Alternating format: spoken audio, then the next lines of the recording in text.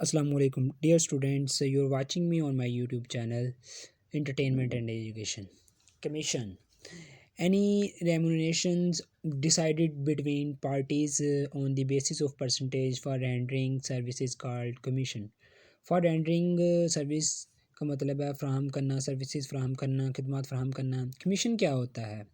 ये एक ऐसा मुआवजा है जो दो पार्टीज़ के दरमियान खिदमत फ्राहम करने के बदले में तय होता है और इसकी बेसिस जो होती है वो परसेंटेज होती है, यानी ये फ़ीसद की बुनियाद के ऊपर होता है. अगर हम कमीशन पे करेंगे तो ये हमारा एक्सपेंस होगा, अगर हम कमीशन रिसीव करेंगे तो ये हमारा रेवेन्यू होगा. नेक्स्ट है जी अलाउंस. अलाउंस क्या है जी? Any reduction in price due to defectiveness of good is called allowance. ये एक ऐसी रिडक्शन है जो मतलब कि अगर एक शख्स कोई चीज़ खरीदने जाता है तो वो खरीदता है तो वो अपनी चीज़ को देखता है कि ये चीज़ ठीक नहीं है, जो क्वालिटी ठीक नहीं है या कोई और इसमें चीज़ नहीं है या मतलब कि उसको कमी लगती है तो वो उसको कहता है ये तो ठीक नहीं है. तो फिर वो जो बेचने वाला होता है सेलर, वो कहता है आप इसे कम पैसों में ले जाओ. वो जो छूट दी जाती है उसको हम अलाउंस कहते हैं. ये जो अलाउंस है ये अकाउंटिंग बुक्स में रिकॉर्ड किया जाता है. It is recorded in accounting book. ये अकाउंटिंग बुक में रिकॉर्ड किया जाता है. For seller sale allowance. Sale allowance मतलब जो सेल अलाउंस है सेलर की तरफ से वो एक्सपेंस होगा, मतलब जो छूट देगा वो उसके अखराजात में आएगी और जो खरीद रहा होगा, परचेज कर रहा होगा, उसके लिए रेवेन्यू है. नेक्स्ट है जी हमारे पास डिस्काउंट. डिस्काउंट क्या है जी? Any reduction in price by a seller to the buyer while negotiating or by a creditors to the debtors on prompt payment is called discount. Discount क्या है जी? सेलर और buyer जब आपस में लेन देन कर रहे हैं उस वक़्त जो कीमत में कमी की जाती है या फिर क्रेडिटर्स डेटर को डिस्काउंट देता है. वजह उसकी ये है कि वो पेमेंट्स जो होती है वो टाइम से पहले अदा कर देता है. दो तरह से जो कमी दी जाती है वो डिस्काउंट है. मतलब कि discount is of two types. एक जी ट्रेड डिस्काउंट और एक कैश डिस्काउंट. ट्रेड डिस्काउंट एक ऐसा डिस्काउंट है जो अकाउंटिंग्स बुक में नहीं लिखा जाता, लेकिन ये डिस्काउंट होता है. लाइक आप बुक्स खरीदने जाते हैं तो उसकी कीमत 340 रुपये है, तो वो कहता है जी ये हम आपको 300 रुपये में दे देते हैं. वो 300 रुपये में तो दे देगा, लेकिन वो क्या कहते हैं अकाउंटिंग्स बुक में रिकॉर्ड नहीं होगी. कैश डिस्काउंट क्या था? कैश डिस्काउंट ऐसा डिस्काउंट है जो नकदी कहते हैं ना कि अभी पैसे दे दो, तो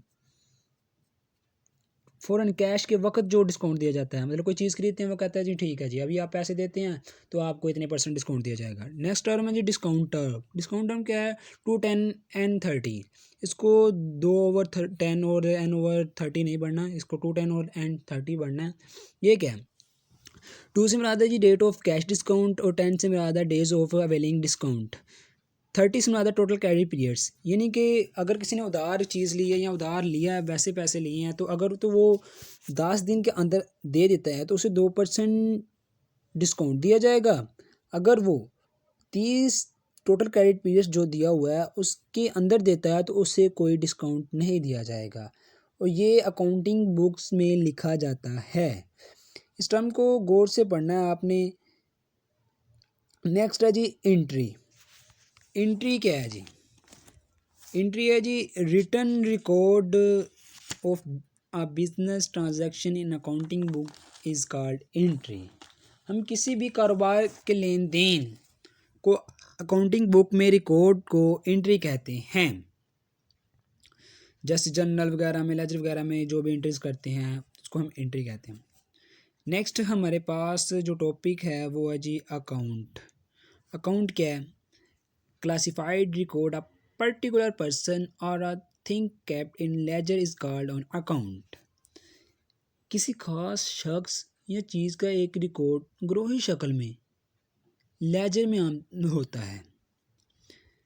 लेजर में जब होता है उसके बाद आपने देखा होगा एक अलग-अलग अकाउंट बनाया जाता है, कैश का अलग, कैपिटल का अलग, और ऐसे डिफरेंट चीज़ों का डिफरेंट अकाउंट्स बनाए जाते हैं। नरेशन क्या है जी? A written explanation given below each entry that describe the journal entry in a single sentence is called narration.